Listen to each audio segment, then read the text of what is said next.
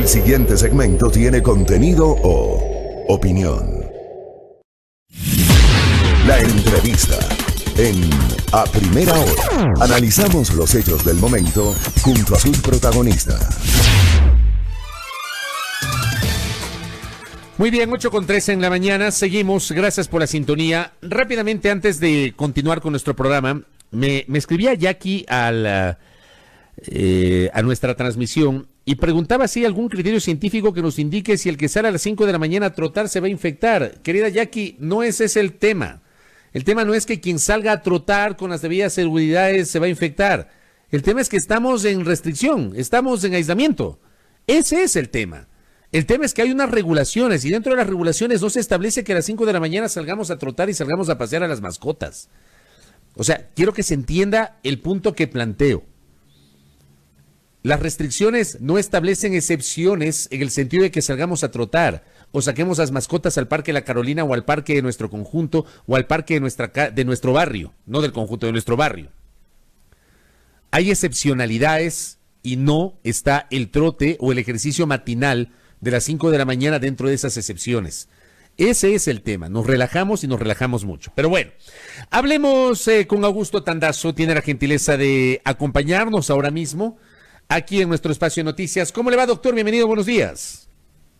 Mal. ¿Por qué? Usted es el más reclamado de la audiencia, le cuento.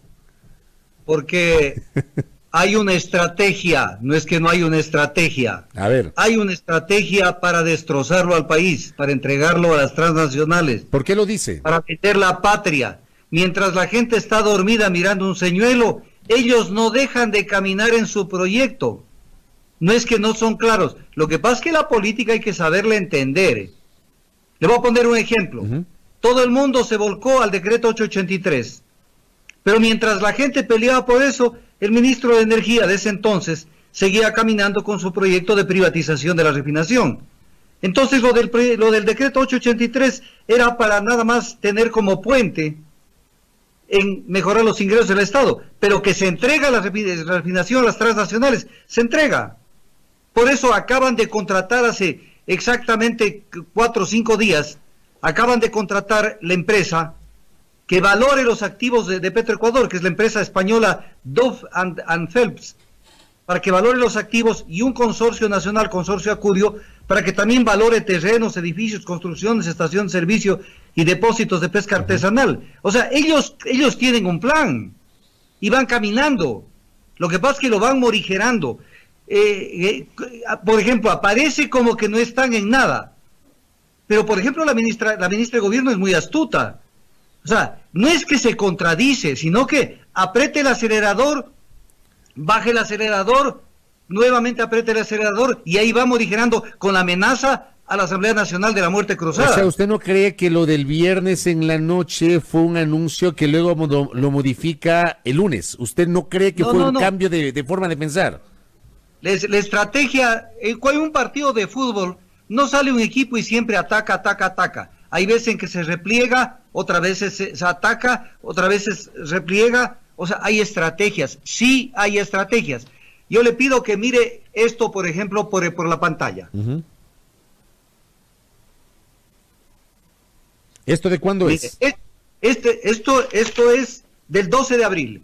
Esto es para presionar a la Asamblea y decirles, la papa caliente está en ustedes y ustedes van a crear el pandemonio económico en el Ecuador. Y de ahí comienza la presión, la presión, la presión. Después hablan de unidad nacional. Después, si ustedes no hacen lo que nosotros queremos, vamos a tener que hacer lo que se tenga que hacer, lo que sea necesario para tener una salida. Bueno, es más o menos lo que pasó la noche del jueves cuando el señor presidente de la República se presenta en una cadena nacional.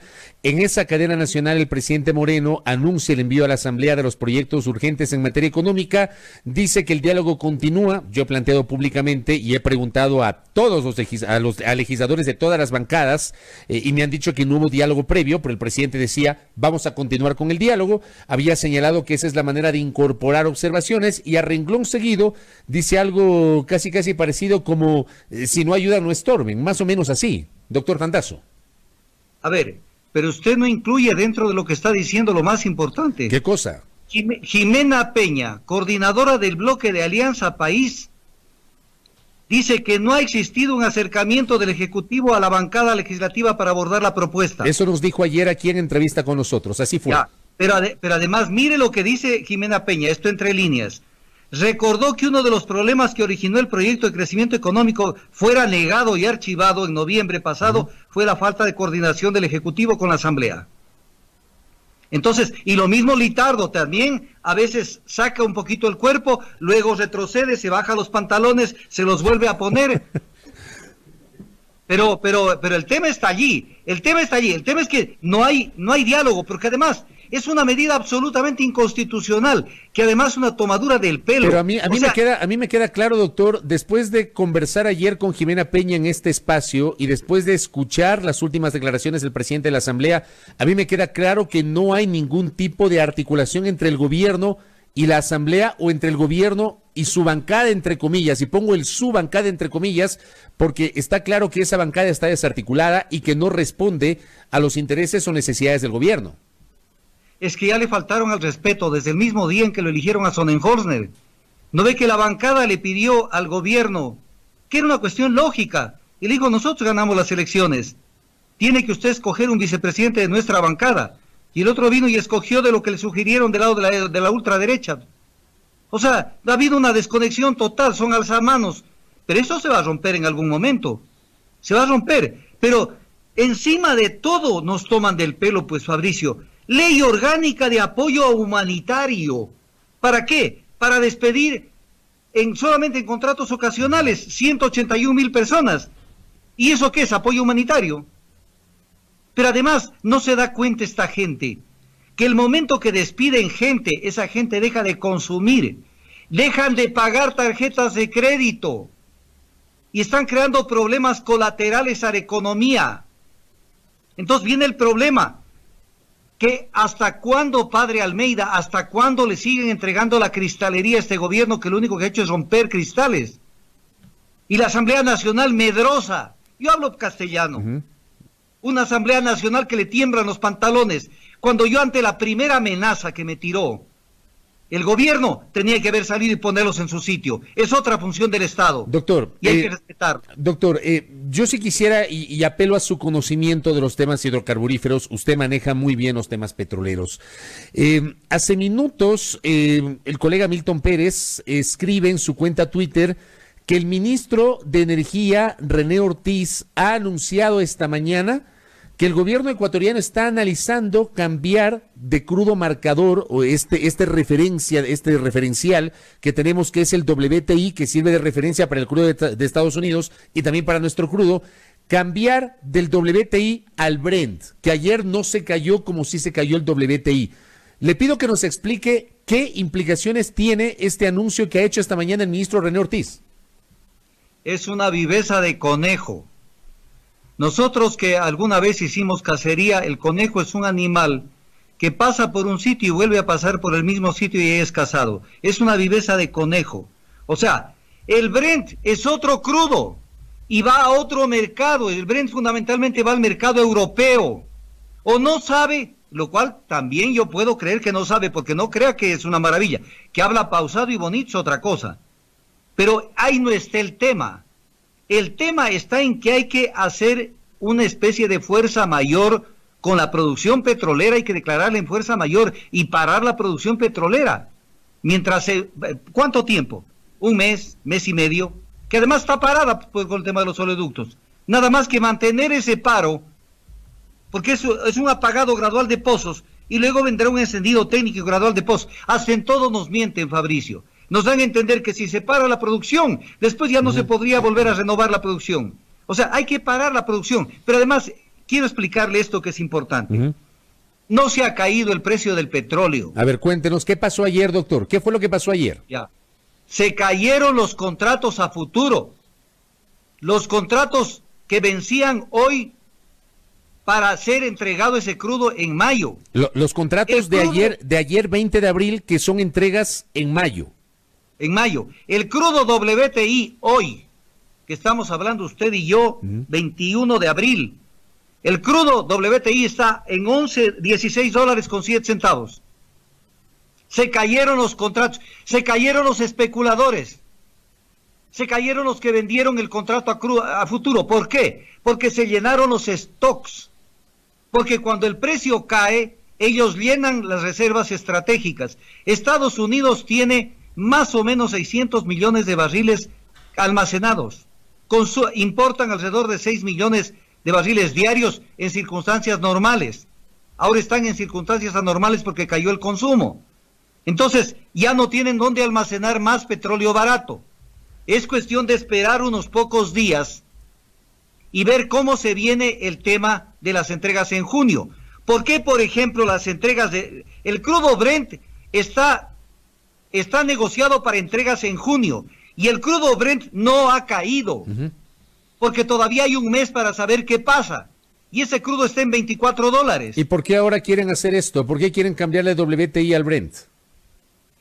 Porque ya no puedo yo responder, habría que mandarle a hacer una medición de neuronas. No sé si conoce bien el tema o no conoce. Ese es un problema en la industria petrolera, le cuento. Es como en la medicina. Hay cardiólogos pero que no saben de gastroenterología y no saben de oftalmología. Entonces a veces tienen una visión focalizada en producir. Pero el mercado internacional hay que saberlo conocer. Eso no se conoce subiéndose a un cable internacional de noticias y tratando de entender con la noticia del día de hoy. Hay que entender lo que pasa, porque además hay un efecto residual y le voy a explicar. Se demoraron en tomar la decisión la OPEP, la reducción de los 9.700.000 barriles. Se demoraron, porque Arabia Saudita, como niño caprichoso, se retiró de las negociaciones y ese espacio de ese mes y medio fue el que conspiró con la caída de los contratos a futuro. ¿Y qué pasó con los Luego vino la alada de las orejas de Trump, de Donald Trump. Donald Trump está más preocupado que nadie por la caída de los precios del crudo, porque quiebran sus propias empresas que producen crudo, y no es viable producir el fracking tampoco. Entonces tuvo que instar a Arabia Saudita para que se vuelva a reunir con Rusia y con OPEP, y ahí acordaron la reducción. Pero la reducción comienza a darse no inmediatamente, se comienza a dar a partir de mayo. Entonces es un tema que hay que verlo, pero como ellos o no saben, o se hacen los pendejos, perdóneme la palabra, entonces quieren pescar a río revuelto con esta crisis, que luego se va a venir una recuperación paulatina del mercado.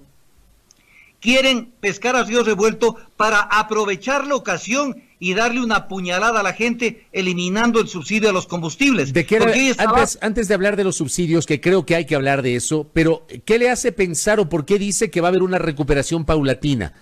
¿Cuál es esa previsión?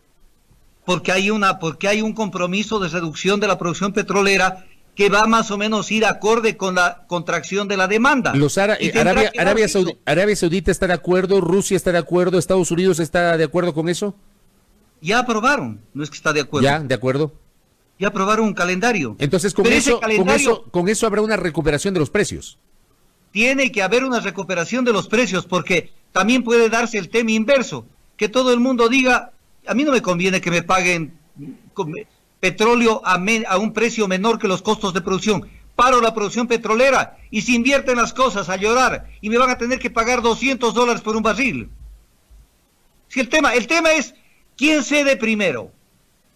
Si la OPEP se pone las pilas y en este momento se baja la producción drásticamente más allá de lo acordado, el precio del petróleo van a tener que implorar de rodillas que lo vendan, porque el petróleo es insustituible en el mundo como la primera energía que se consume. Entonces no es un tema de que vamos a hacer la fiesta con esto.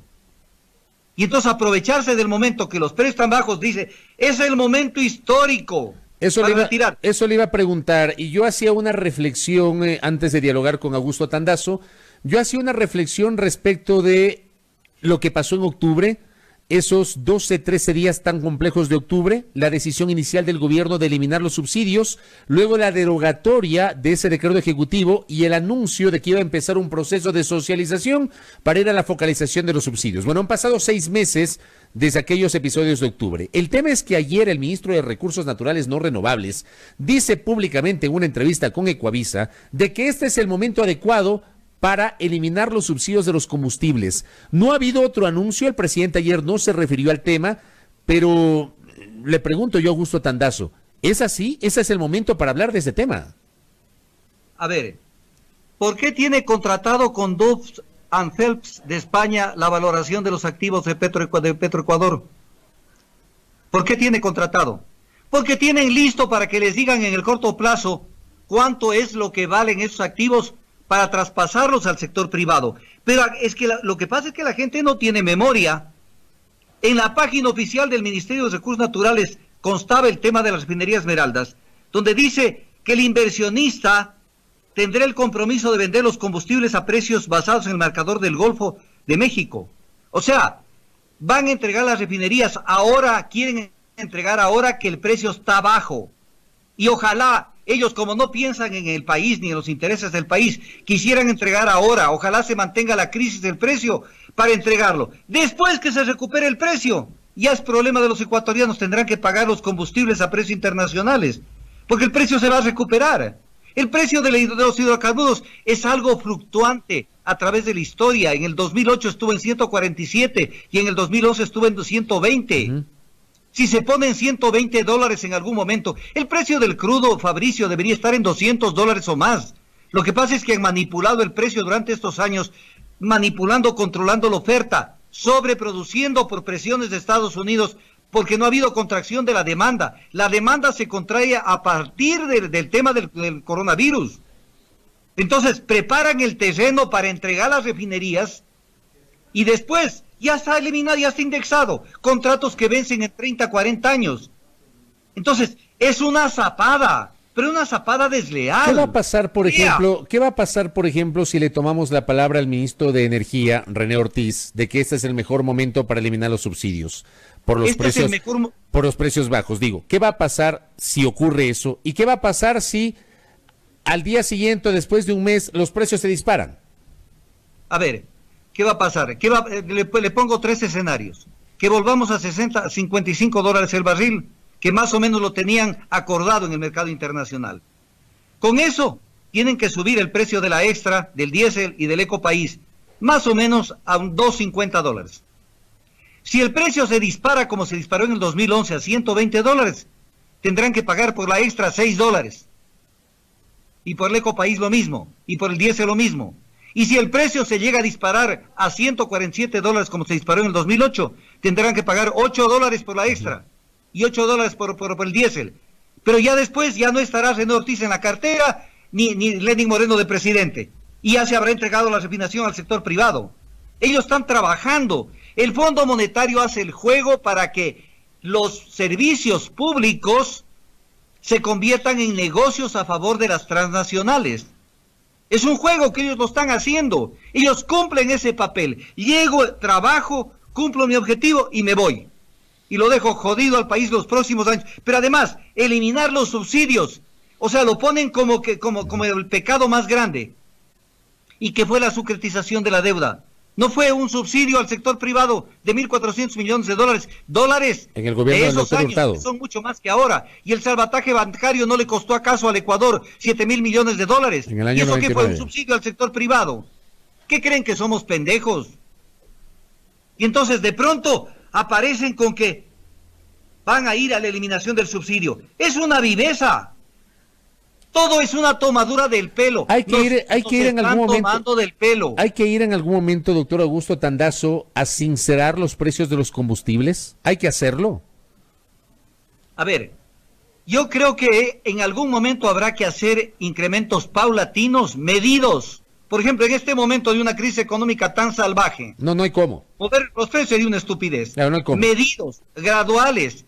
Pero siempre que tengamos un gobierno, que sepamos en qué gasta el dinero. ¿Usted está de acuerdo entonces, dentro de su visión, usted cree en el gradualismo en lugar de un shock, una medida de un solo tajo? Pero un gradualismo no así nomás, pues, porque si no alguien me pone un titular y me dice, doctor Tandazo, está de acuerdo con el gradualismo. Sabiendo dónde van los recursos, por ejemplo, si nosotros generamos recursos para el Estado, para que el Estado pague la deuda externa, porque es lo que hizo, es lo que dice en su Twitter. Los tenedores de la deuda confían en el Ecuador. Acabamos de ahorrar 811 millones que servirán para aliviar la emergencia. Mentira, porque están dejando de pagar eso, consiguieron con los tenedores de la deuda, dejando de pagar los 811 millones, pero los van a pagar en agosto, no es ahorro. Entonces, si nos apretan el cinturón para que nosotros demos dinero, por ejemplo, con la ley humanitaria, recaudar dinero, es para pagar a los tenedores de los bonos, es para pagar la deuda. Si uno sabe, usted, Fabricio, yo, cualquier persona, y le dicen, oye, hazte un sacrificio, porque con esto que vamos a generar de dinero, vamos a hacer esto otro. Entonces, a uno tiene que avisarle claro a dónde va el dinero. Pero si el dinero es para lo mismo de lo mismo, en plena crisis de la pandemia no le dieron dineros al Ministerio de Salud y lo declaró la señora ministra Andaramuño.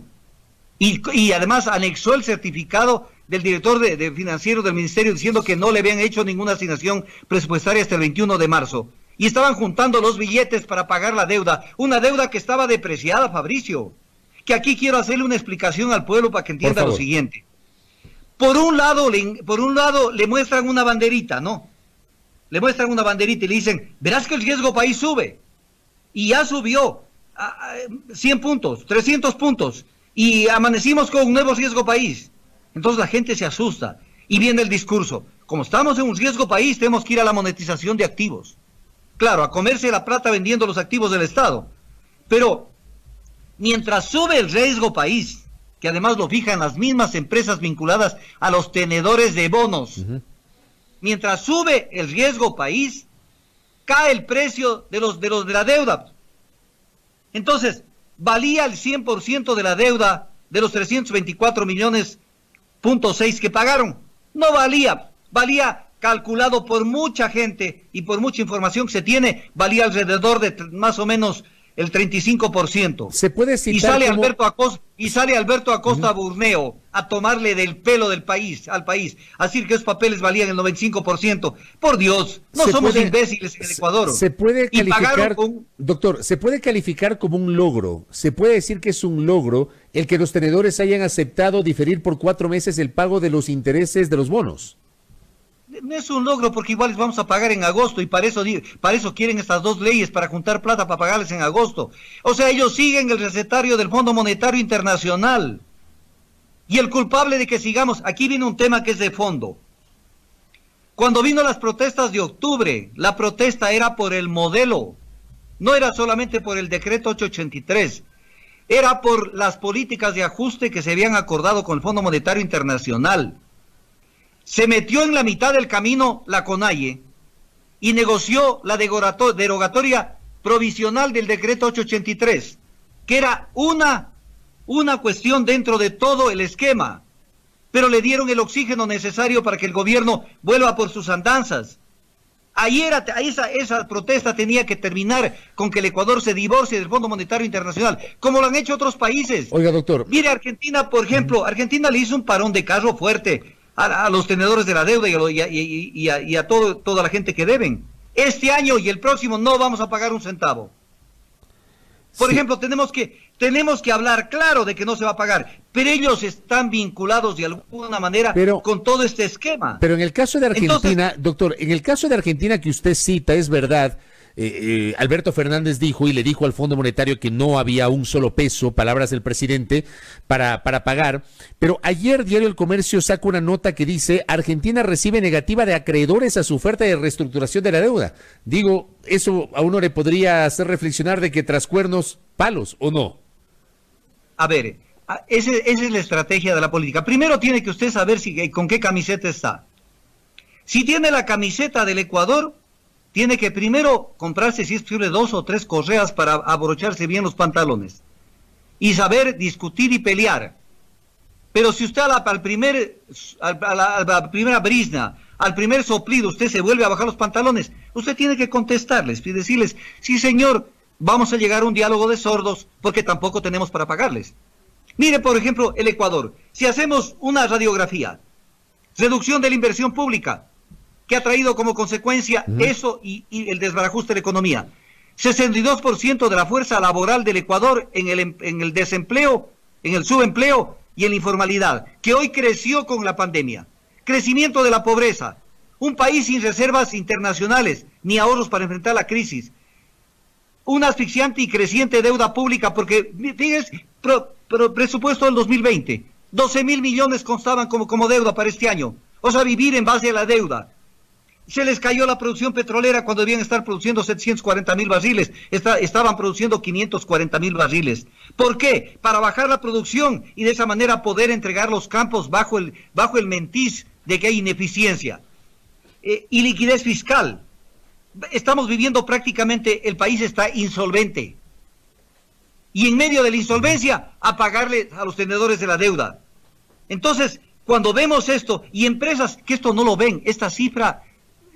Fabricio, por favor, no cifras, sino esta situación.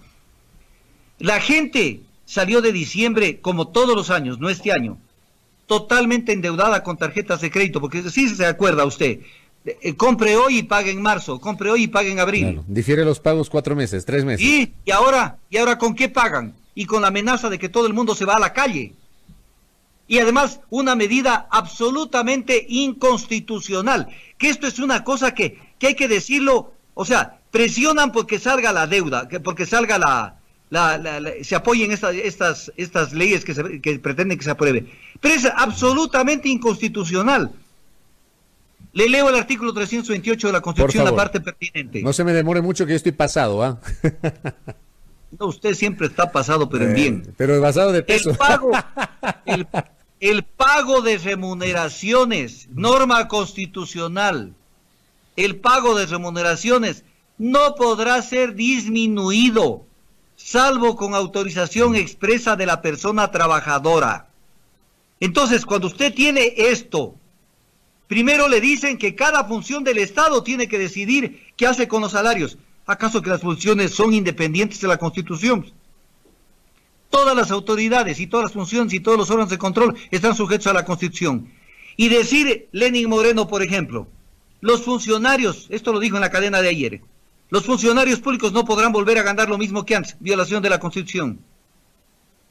Entonces, hay que enfrentar otro tema. Yo me imagino que yo me quedé igual que usted ayer, así, digamos, se hace el anuncio general, como pasó el anuncio de la semana anterior respecto de la reducción del 50%, se lo hace de modo general y no se especifica cómo se va a instrumentar. Yo me quedé igual que usted ayer, o sea, no tengo claro cómo pretenden, digamos, cuál es el sustento para que el señor presidente de la República diga que los servidores públicos no van a seguir ganando el mismo sueldo que están ganando. No sé si se refiere a los cargos de nivel jerárquico superior, no sé si se refiere a los temas de los contratos, la gente que tiene contratos ocasionales, qué va a pasar con la gente que tiene nombramiento y a la cual no le pueden tocar evidentemente su salario. A mí no me quedó claro el anuncio de ayer en ese sentido. A ver, Fabricio, yo le quiero hacer quedar claro lo que usted no tiene claro. A ver. Los contratos ocasionales ya tomaron la decisión de votarlos todos abajo. Claro, eso dice la ley, pues. Eso dice la circular del Ministerio de Finanzas de la semana pasada. Ya, 181,000 personas a la calle, ya, ¿está claro? Ya está claro. El tema de que a quienes se les va no podrán volver a ganar lo mismo, también está claro. ¿No ve que está la tabla de reducción de salarios? Pues ya está publicada, salarios públicos y privados, está publicada. Entonces es a todos, menos a los que ganen de $500 para abajo. Ya está publicada. Entonces el tema es que van porque van, pero permítame, porque yo sé que de un rato a otro usted me dice, hasta aquí llegamos. Es más, ya estamos terminando, por eso le digo. Decirles esto. Esto, ayer lo escuchaba a un economista en un debate que tuvimos, llorando y decía, es que con esta crisis del precio del petróleo, se está en peligro la dolarización. Yo lo quedé mirando en la entrevista porque era un debate. Y le decía, oye, pero si ustedes se han opuesto al extractivismo. O sea, esto es más o menos para decir al país, estamos en el paraíso que nos han planteado los ambientalistas ultristas. No producimos por la rotura de los oleoductos. Y el precio del petróleo está hecho pedazos. Esto es lo que quieren. Es que el tema no es cuánto se extrae, que además hay que extraer para poder darle liquidez al fisco. Es el consumo.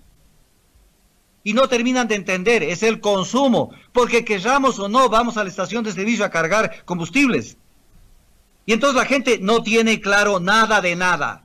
El petróleo es, por largo, la materia prima más importante de la humanidad de los últimos 150 años. Pero no, para unos imbéciles él es el excremento del diablo. Y ahora que bajó el precio del excremento del diablo y que no tenemos producción, entonces ahora ¿a quién le culpamos? Doctor. Entonces, El ser humano tiene que aterrizar. Doctor, en menos de un minuto le pido que se tome para responderme esta consulta que ayer también se comentó, porque estoy pasado del tiempo. ¿Fue correcta la decisión de prevender el petróleo, de venderlo anticipadamente? Le contesto de la misma forma que le contesté como los incrementos graduales de los combustibles. Siempre que me digan a dónde va ese dinero. Yo me endeudo, por ejemplo, para comprarme una casa que no tengo y dejar de pagar arriendo. Pero no me endeudo para comprar un carro último modelo. Y carro caro, porque soy un imbécil. No tengo dónde vivir, pero tengo carro. Entonces, me endeudo. Pero, por ejemplo, yo hubiera tenido la refinería. Ah, qué chévere. Y entonces me hubiera ahorrado durante todos estos más o menos 8 años tener que importar el 70% de los combustibles que en el Ecuador se consumen son importados. Y en un caso incluso de crisis de precios, con que yo funcione con mis costos bajos, puedo subsistir. Pero si no, dependo de en cuánto vendo, en cuánto compro. Pero además no nos cuentan una cosa, Fabricio. Por ejemplo, le muestran solamente una cara de la moneda. Y le dicen, han caído los precios del petróleo. Pero también cayó los precios de los combustibles que se importan.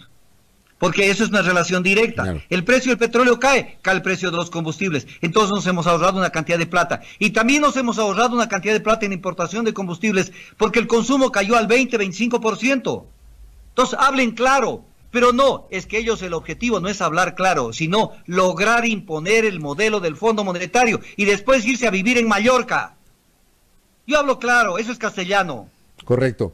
Doctor, punto. Le voy a... Y nosotros con los señuelos allí, respondiendo a los señuelos. Oiga, le voy a comprometer para seguir conversando en otros espacios que también nosotros tenemos, ya vamos a organizarnos. Ha habido una buena receptividad de nuestra audiencia en este diálogo con Augusto Tandazo. Gracias por el tiempo, doctor, ya estaremos conversando, muy amable. Cuente con mi tiempo las veces que usted quiera, un saludo a todos los oyentes. Gracias. Augusto Tandazo, su posición frontal, crítica sobre el momento económico que vive el país, el momento político que también vive y su explicación respecto de los temas petroleros. 8:44 en la primera hora.